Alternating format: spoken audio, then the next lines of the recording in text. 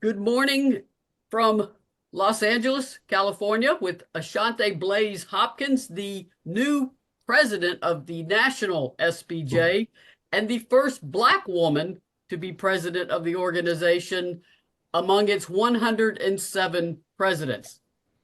That has obviously took far too long, and we are here today to recognize Ashanti Blaize-Hopkins and salute what she has done and what she is doing for SPJ. And the interviewer will be Tearsa Smith, the outstanding news anchor for WATE here in Knoxville.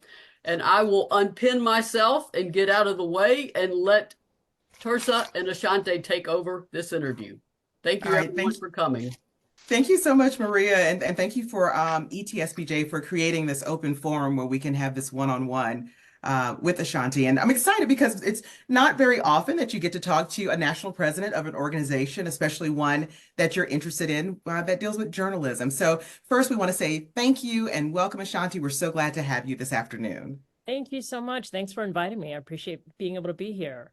So first, let's get started. I think what Maria said, of course, kind of sticks out first with you being the first African-American woman or African-American to be president of SPJ. Let's just talk about your path in journalism. I always say for those of us who are in journalism, it's kind of two paths. Either in school, you're a good writer, or you talk too much. Pick one, and sometimes it's both. How did you get started? What was the bug for you? I mean, to be honest with you, it was neither, if I'm really being honest. When I went to college, I had zero idea what I wanted to do after I got there, because I went there thinking I was going to be an attorney. And I went to Columbia University. They didn't have a pre-law program, so I was encouraged to major in political science. Well, the first course I took, I hated it. And I was like, okay, maybe this is not the path. And I changed my major 6 times until I landed on sociology finally. And sociology was so fascinating to me because it was really the study of, why people do the things that they do and the external factors that impact their communities and their lives. And that was just really fascinating to me. But I didn't quite know what I was going to do with that once I graduated to actually make a living. And so I was fortunate enough to get an internship at ABC News the summer before my senior year in college. And I fell in love with journalism. I was like, you know what, maybe there's something to this that I could turn into a career, possibly. And so when I got back during my senior year, I took a public speaking course. And to be honest, I took the course because I was trying to pad my GPA. It was really that simple. I thought it would be an easy course to get an A in. And towards the end of the course, the professor pulled me to the side and he said, listen, the institution, we have an annual oratory competition. And I was like, okay, great. And he's like, no, I think you should enter. And I was like, yeah, I'm not interested. And he was like, well, the prize is $2,000. And I said, where do I sign? I'm in.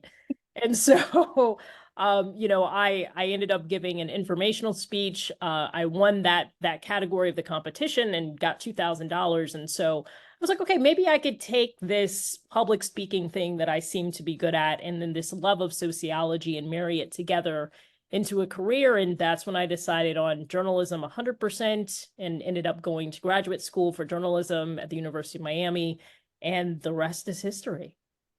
Wow. Okay, so we have to talk about our Miami connection. First of all, I'm a Miami girl, born and raised. Oh, You okay. worked at WTVJ? No, I worked at the South Florida Sun Sentinel. At the time, they owned the UPN station there, Yes. and they also did the news for WTVJ. And so they had a TV unit. And so I worked with the television news reporter and producer at the South Florida Sun Sentinel that did reports for TVJ. I love the diversity in your resume in terms of all facets of journalism. Do you feel like that plays into your leadership as president of the Society of Professional Journalists? Because you don't just have one track when it comes to journalism. Yeah, I think it's the journalism background, but it's also, when I decided that I was going to leave the business as, an active professional journalist, I ended up starting my own business. So I had a public relations firm and a video production company for about 2.5 to 3 years. That was quite successful. So learning how to run a business and manage a team and do budgets and, all of those things, I think that's part of that is really what helped me to kind of get the acumen to be able to feel like I had the experience to be able to lead an organization, right? And so that public relations part of it also helps a lot with being able to communicate my message in an effective way. And so I think, every position that I've had, every experience that I've had throughout my career kind of led me to be able to be successful in going after this position. And, I'm in general, I only take on roles where I feel like I can be impactful. And Mhm. so, I think at this point in time in my tenure as president, I feel like I'm making an impact. And to me, that is, one of the biggest goals I ever have. What is your focus for SPJ during this presidency? Because there's so much happening with the world of journalism, and you can break it down from print to online to web. What are you focused on right now? So, I will say when I first became vice president of SPJ, and for anyone who's not familiar with the structure, you're elected vice president. That position automatically turns into president after a 1-year VP term. When I became vice president, that's when we started to realize that SPJ was kind of in a financial, challenge. And so that had to be my initial focus once I became president was, righting the ship, getting our budget to a position that, ensure that we could be sustainable as an organization going forward. And so I was able to, really engage with the president of the foundation side to negotiate a reinvestment plan that is pretty comprehensive, that infuses a significant amount of money into the society for the next 4 years. And so, we went from the previous year of having, a $300,000 deficit budget to just passing a 2024 budget that has a $220,000 surplus. And so, that was always day one, my primary focus. If I look at kind of the secondary focus of what I want my term to be, it's really about how do we set SPJ up to be able to, engage and address the needs of what's happening in our industry right now. Obviously, we have seen a record number of massive layoffs across news media organizations all across the country.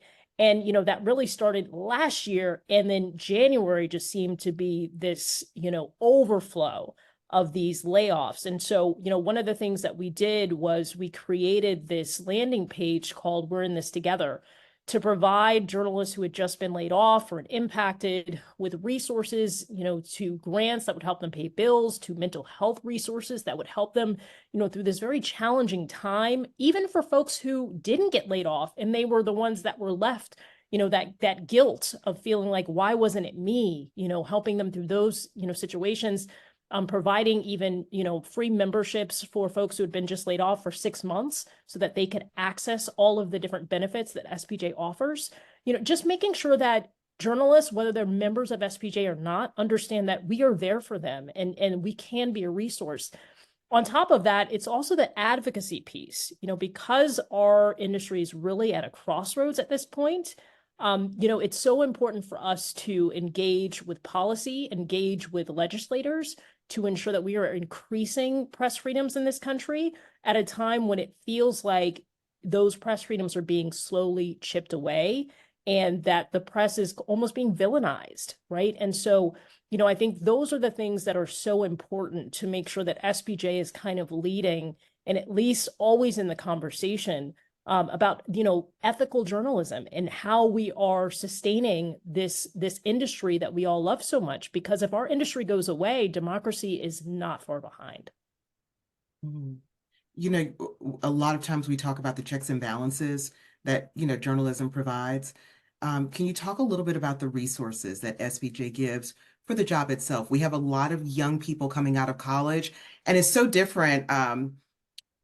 Gosh, I've been in this, 21 years in this, just at this station, and how the culture has changed in terms of you get out of school and you go straight to a larger market. When I started, you went to a small market the size of my little office desk right here, and then you moved up. Kind of talk about the resources to make sure that journalism is still good journalism, and we have those resources for new employees. Yeah, to be honest with you, I think it starts with our student chapters at higher education institutions across the country and being that first initial introduction into the journalism world for student journalists. Because, we're facing also a situation where we have news deserts in many areas across our country. And in some cases, the only news media outlet in those areas is a student journalist-led campus newspaper. And so we have to make sure that students understand the importance of their work at that level and making sure that they understand that they are the future of our industry. And so, SPJ really starts there with, making sure that students have the skills that they need, the support that they need, the networking, and the relationships that they need in order to be able to hit the ground running once they're ready to go into the industry itself. And so, I would say we start at the student chapter level. I also think that our regional conferences that we have, where folks are able to convene together and attend programming that helps with building skills and that networking component, I can't stress enough. I think most of us know that this business is oftentimes about who you know. And so allowing students to be able to engage with professional journalists, allowing other professional journalists to engage with each other, to engage with hiring managers is important. Making sure that we're creating programming that helps increase skills. Obviously we are in a highly technological world where, most newsrooms are now looking for generalists and not specialists. And you have to know how to do a couple of different things really well. And so making sure that those are the types of skills that SPJ is providing through our programming is insanely important. And so, even with the absence of an annual convention, right, SPJ is committed to, pouring more resources and funding into those regional conferences. I'll also say, SPJ has a very strong, freelance community where, this is a group of freelance journalists who are helping each other to understand the ins and outs of how you can be a successful freelance journalist. And not just from the content side, but from the business side. How are you making sure that you have all of your ducks in a row from a tax standpoint? So, come tax time, you're not getting hit hard because you didn't know that you needed to file in this way, or how are you setting up an LLC for yourself or a sole proprietorship for yourself so that you're protected? And so things like that SPJ provides, I think, really helps set journalists up for success, not only in the current stage that they're in, but in stages that they hope to grow in the industry, especially if it's where they want to stay. Oh, I love that. If you're just joining us right now, we are having a live conversation with Ashanti Blaize-Hopkins, who's the national president of the Society of Professional Journalists. So hello to all of our Facebook friends who are joining us now as we've shared this live conversation. It's Black History Month, and I do want to talk to you because I just think it's so wonderful that you're in the position that you're in, because we need diversity, and not from a check it off a list type of thing, but we talk about this a lot, or at least I've talked about this a lot in newsrooms. You got to have a little bit of everybody in your newsroom so that you can make sure that you're telling the story as it should be told and you're getting other viewpoints, whether that's someone who's African American, someone who's Hispanic, someone who grew up in the city, someone who grew up in a rural area. You need all those things in a newsroom. Talk a little bit about the state of journalism right now as it pertains to African Americans. I feel like we're losing some of our Black journalists because right now it's kind of hard to make ends meet as a new journalist. Yeah, I think it's a couple of different things. Yes, it is, the money aspect of it. And I think that there's a very interesting narrative that seems to be out there amongst the public that journalists are making money hand over fist. And to be honest, that couldn't be further from the truth. Most journalists are living paycheck to paycheck. And they're struggling, just to keep food on the table and to keep the lights on while doing this work that is so important and integral to our society and to our democracy. And I also think that if we really think about diversity from not just a racial, background, kind of what you were saying, but also from, do you have someone in your newsroom that is from the LGBTQ plus community? Do you have someone in your newsroom that grew up, at the lower end of the financial spectrum, right? Do you have someone in your newsroom that is from an international community? Those things are very important. When I think about, Black journalists in general, yes, there is the situation where the funding isn't necessarily where it needs to be for us to stay in the industry, but it's also a mental health issue, right? So there are a lot of factors that, Black journalists may face that other journalists do not face, just because of how our society is set up. In addition, we are often covering stories about communities that look like us that can be quite traumatic. And that constant consumption of trauma without the necessary mental health resources to support the healing that needs to happen, eventually it's not sustainable. I've had many friends. My husband, for instance, just left the business about a year ago, and he was an executive producer in Los Angeles. And, he'd been in the business for 25 years. And at the end of the day, he left because his mental health could no longer support being in the business. And I think we are starting to see that more and more, not just with Black journalists, but with journalists across the spectrum. And I think we have to do a better job of supporting the mental health needs of journalists in general, or we will lose them and we will never get them back. And you have a next generation of student journalists who are more attuned to whether or not they're working in a toxic newsroom environment, and them standing up for themselves and saying, I don't have to work here. I have other options if I feel like I'm being mistreated, or if I feel like I don't have the time and space that I need to heal from this trauma that I'm consuming. And so I think there has to be a broader and more, laser focus on the mental health of journalists in our industry, because we are losing journalists for that very reason. It's not sustainable. Especially in 2024, listening to what you're talking about, before we got into social media and the access that the community has to us, whether you're a print journalist, broadcast, no matter what, there's that certain bit of access that you didn't have 25 years ago that kind of compounds how much you're getting for some of these more traumatic stories. What can newsrooms do across the board to support their employees more? I think, the first thing is ask your employees what they need, and listen humbly, and then offer what they're asking for in kind, right? So if you have an employee that says, look, I'm struggling, I just covered this story and I cannot move past it. It is crippling me. Well, give that person some time off. Bring in some mental health professionals to be able to just have a day or a couple of hours where they sit down with a journalist and talk through it. Provide free mental health help, from the company, so that, journalists are able to start to heal from some of the trauma that they're consuming. I think when I got into the business, that just wasn't a thing. I covered many a mass shooting or murders or just tragic events. And you'd come back to the newsroom at the end of the day and it was like, okay, see you tomorrow. There was never a, hey, are you okay? Hey, I know you covered this thing and it was quite traumatic. Do you need a day? And so I think we have to be more mindful of how some of these stories that journalists are covering can impact their mental health. And that impact of the mental health doesn't just impact the journalists. It impacts their families, it impacts their friends, it impacts their communities. And so I just think it's really important that we focus on how we can kind of create a system that allows journalists to heal from some of the trauma that they are consuming on a regular basis. I remember one of the first stories I covered as a young journalist when I first got here to Knoxville, and it was the death of a child. And I was out in a rural county. That was my first time having to talk to a family and say, can I speak to you after this tragic moment?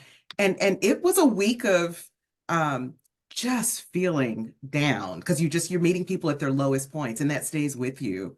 What would you say to young journalists? I'm not going to say young, to journalists who may be watching, about mentorship? What role does mentorship play in a longevity in this career? I think it's so important. And I would say not just mentorship. Michelle Obama likes to call it her kitchen table. I think it's more than just mentorship. It's creating a circle of people around you that you trust. And I think mentors can be older, mentors can be your same age, mentors can be younger than you. But I think it's more than just having that one person that you can go to. It's having a group of people, right? Because you're going to have different situations that require different types of thought leaders and folks that you can reach out to and engage with and get advice from, right?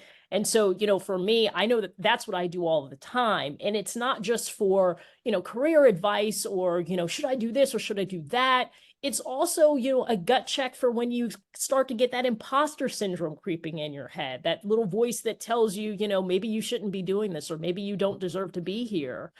Being able to check in with that kitchen table and to have them tell you, no, no, no, no, you've put in the work, you've done what you need to do, you have the experience, you may be scared, and that's okay, but you can do this. And so, you know, I think it's more than just having that mentor. It's really creating this kitchen table for yourself that you can keep going back to, because you're going to need that throughout your life, whether you're 18 or you're 80. And so, you know, I really think it's building that community around yourself that is really there's no way you can make it through this industry without that. To be honest, with most industries, not just the journalism industry, but I think it's even more important when you're in the journalism industry to have those folks around you that you can just trust. What are you most proud of looking back at your career? It's a really good question. I don't think anyone has ever asked me that question before. People, we can always pick out what the low points were, but what are you most proud of? You know, to be honest with you, I think I'm most proud of the opportunities that I took that I was really afraid of, right? I think that's what I'm the most proud of. The moments where I really thought to myself, I don't think I can do this. But I said, you know what, but I'm going to. You know, so even taking on running for vice president of SPJ, initially a former president of SPJ, Rebecca Aguilar, when she was president, I was the president of the LA chapter of SPJ. And she reached out to me, and Rebecca and I had worked in Dallas together maybe 13, 14 years ago at competing stations. And so we knew each other in passing. We would see each other, you know, on location, and we knew if each other was on the scene that we had to step our game up because we were both very competitive. And so she reached out to me and she was like, you know, I think you should run for vice president of SPJ because I see you as a future president of this organization. And I told her she was crazy. I was like, what are you talking about? I don't like, that's not something that I can do. And, you know, it took me reaching out to my kitchen table. The head of my kitchen table is always my husband. He's my best friend. And every decision I make, I go to him and I'm like, hey, what do you think? And he was like, you know, I think you can do this. Like, but he said, do you want to do it? That's really what it's about. If you want to do it, I know you can do this and I know you can be impactful because that's always what you're searching for. And so, you know, making decisions and taking on opportunities that absolutely terrify me, I think that's what I'm most proud of. And knowing that at the end of it, seeing the outcomes and seeing, okay, you know what, I was impactful. I did make a difference. I did leave something better off than I found it. I think that's what I'm most proud of with my career. One more question for you, and then I'm going to go to some of the chat room questions. So if you have a question, please go ahead and put that in the chat. If you're on Facebook, Maria, if you can monitor if there are any Facebook questions, I can do the Zoom. But Ashanti, you know, looking at your resume, you've taken some pivots. Sometimes you have to know when to take that exit and try something new. And I think that's a wonderful message for a lot of journalists or just people in general who are watching. How did you decide that it's time, I want to do something different? And to just really hone in on that feeling. You know, it really is a feeling. And it often is timing, right? So I will often maybe get an opportunity that comes my way that I was never thinking about. And if I'm thinking that, okay, you know what, this is interesting. Maybe this is somewhere I could be impactful. You know, I'm at a point in my career where if it isn't a hell yes, it's a no. Yes. And so that's often, you know, what drives me to pivot. You know, if someone brings me an opportunity and says, hey, you know, would you be interested in this? This is kind of the setup and this is what you would be doing. And, you know, what do you think you could do with this? If it intrigues me enough to say, you know what, hell yes, I think I could do that. I think that would be interesting. Then I'll go for it. But if it's I don't know, no, I don't do it. So it's really a gut feeling, you know, and I try not to map out what's next too much. Because if you had told me 15 years ago that I would be sitting here right now as the president of SPJ or an associate dean at a higher education institution, I would have told you were crazy. because 15 years ago, I was a professional journalist, right? So it wasn't even in the cards. And so I think a lot of my career has been being open and trusting my gut and leaning into that idea of if it's not a hell yes, it's a no. And that has served me well in my career. And so, I kind of just live and die by that. I love that. I love that. We have a question in the chat. It says here, can you discuss for us that SPJ is in the process of a new executive director searching for one? Where do you all stand right now with that process? Yeah, sure. So right when I became vice president, right before I became vice president of SPJ, I was actually the chair of the executive director search committee. So we were searching for an executive director probably about 2 years ago. And we paused that search once we started to see that there were some financial challenges that we were facing. Once we were able to get the budget where we needed it to be, which, now, just as a reminder, we just passed the 2024 budget, $220,000 surplus. We decided, okay, now's the time for us to look for a more permanent solution. Our interim executive director right now, Jennifer Royer, she has been great. She stepped in at a time when we needed an interim, and she really was only supposed to be there for a couple of months, and it's been 16 months. And so, I think with where our organization is right now, we need someone who has a bit more experience in leading a journalism organization through a difficult time. And so one of our foundation board members, Frank Lamonte, he came up with this idea of having kind of a two-phased approach to finding an executive director. To first find someone who is a titan of the industry, who's a former dean of a journalism program or the former ED of another journalism organization that is very much like SPJ, who has a very deep Rolodex and has, acumen in fundraising and donor relations, and, policy and advocacy and all of those things. And so to bring that person on for maybe a 2-year term so that they can kind of help right the ship and help really set the strategic plan and vision and the direction that we want SPJ to go in for a longer term, and then have that person help us find someone that's going to be with the organization for 6, 7 to 10 years. So where we are right now, we pulled together a new executive director search committee. That committee has been working since October. And we used our resources, our networks to reach out and find folks that kind of met the bill of that first phase. And so we created a long list. We had several meetings. We whittled that down to a short list of candidates. And we are in the process of interviewing the whittled down short list. And we'll have our last interview tomorrow, actually. The executive director search committee will then meet again, and we'll whittle that list down to hopefully about 2 finalists that will fly in and interview. And then we will make a decision about the final person that we will then suggest for and recommend for the SPJ Society Board to take a vote on. If all goes to plan, we're hoping to have that new executive director in place by March 30th.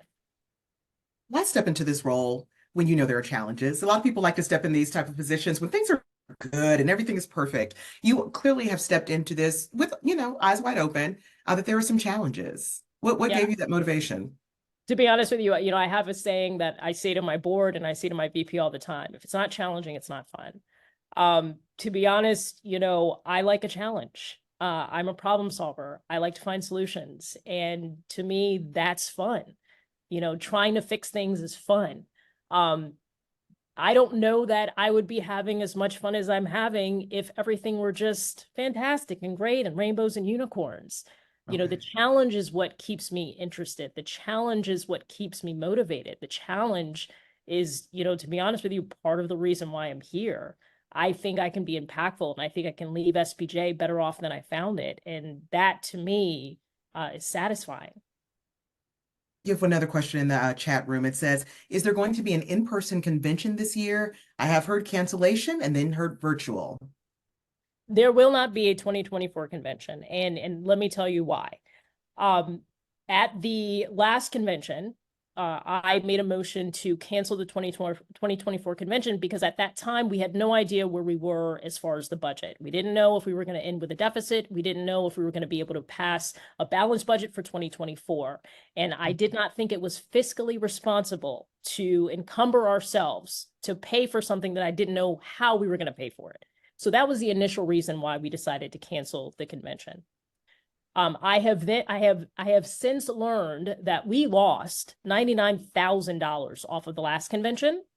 And the convention in the previous year, we lost $65,000 off of the convention. We can no longer depend on conventions as being moneymakers. Now, with this $220,000 surplus that we have passed in the 2024 budget, I'm not willing to roll the dice with that. We want to take a year off so that we can get a better development plan together. We can kind of build up our coffers a bit. And then we are going to be partnering with the College Media Association and the Associated Collegiate Press in 2025, just as we did 2 years ago in DC for Media Fest 25. And so for me, let's get ready for that. Let's, save our coins. Let's build our house so it's a little bit stronger. And then let's come roaring back in 2025, bigger and better than ever.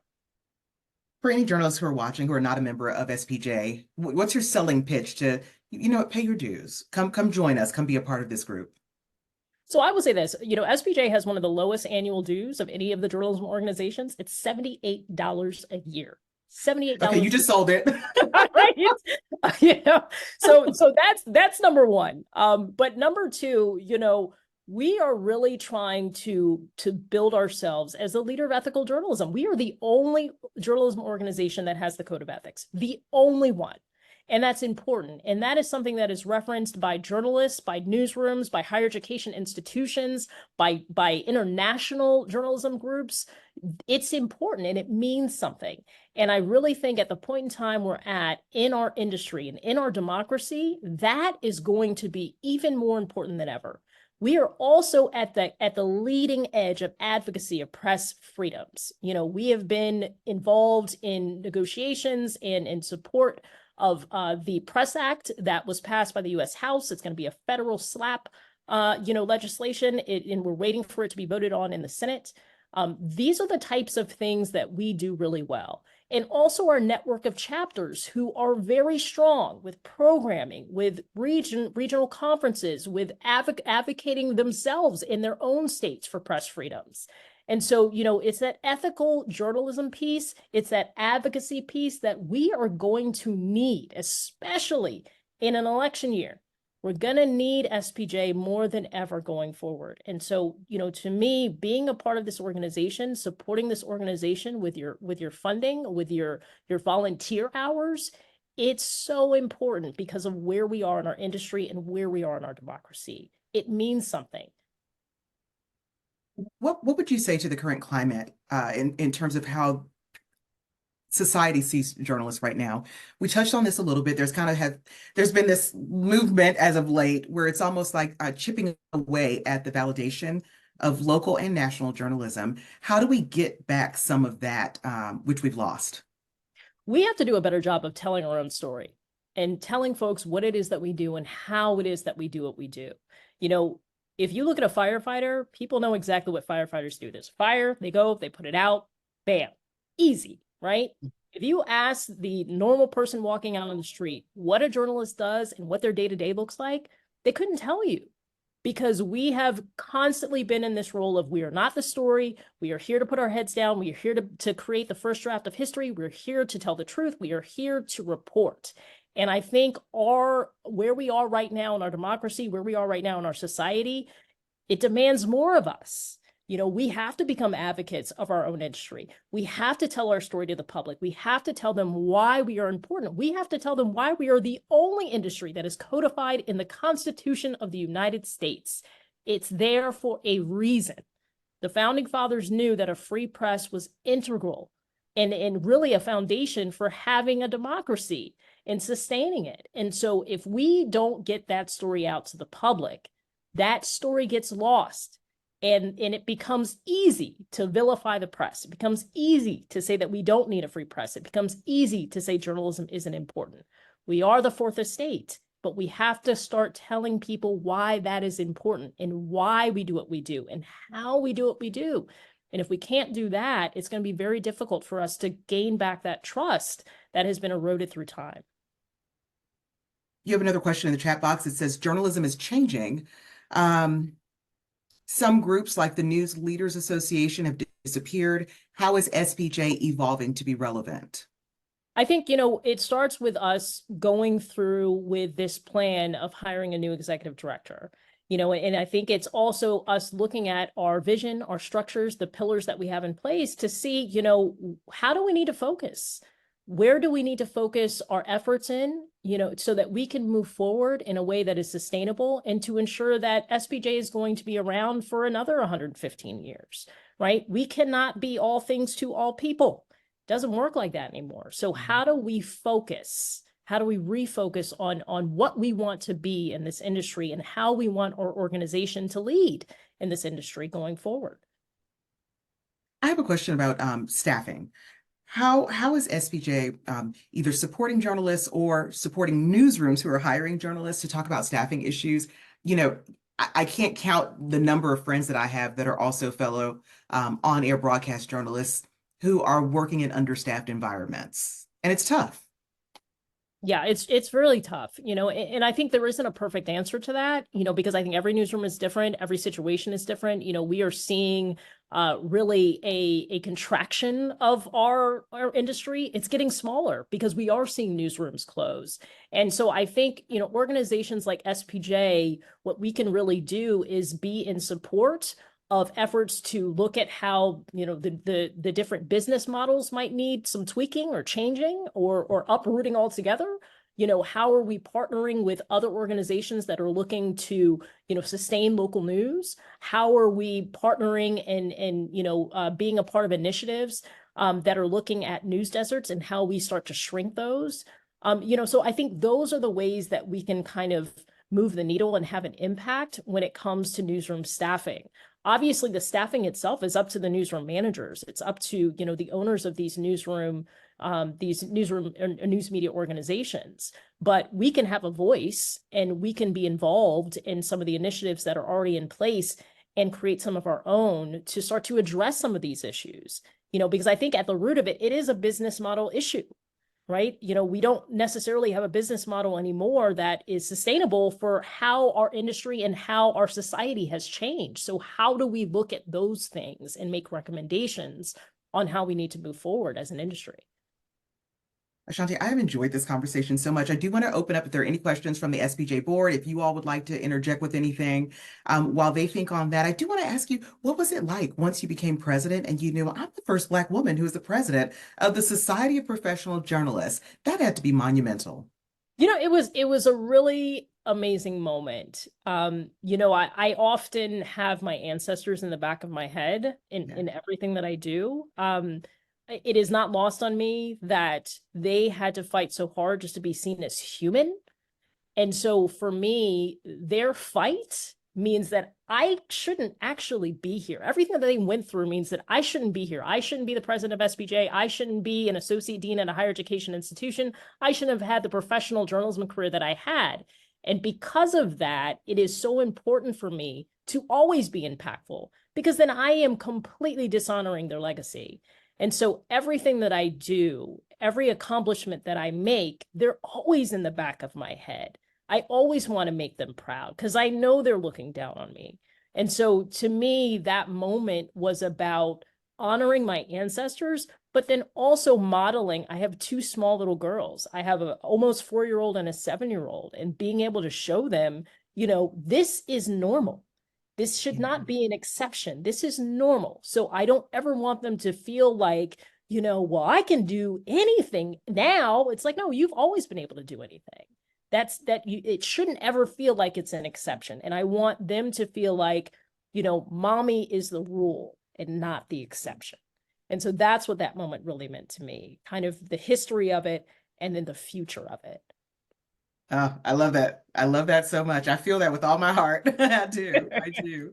Thank you so much, Ashanti. If there are no questions from the board, I do believe I will unmute myself. Jack Okay. and Georgiana, y'all can unmute and come in too. Jack is a former ETSPJ president and basically is the glue behind this entire organization now here. And Georgiana Vines is also with us. She is a past national president. I So know We Georgiana. got to visit briefly in Las Vegas.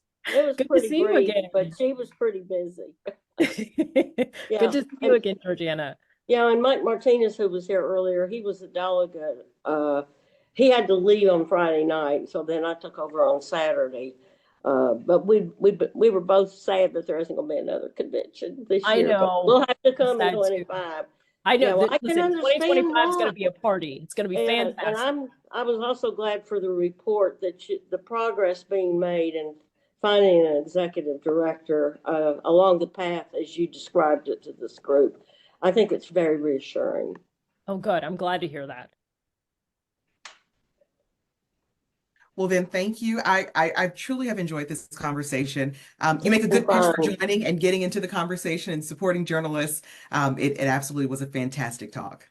Thank you so much, Tearsa. I really enjoyed talking to you. And thank you all so much for inviting me. I really appreciate it. This was Thank fun. you for doing it. I will, oh, I'm sorry. I will close this out here in a minute. I do have one question for both of you. Yeah. And I asked you in the email, and and I will say this from the point of people who are not a minority, who are used to walking in a room and seeing everyone look like them, which is, growing up in the South, that's pretty much how I've lived, especially newsrooms, a good portion of my life.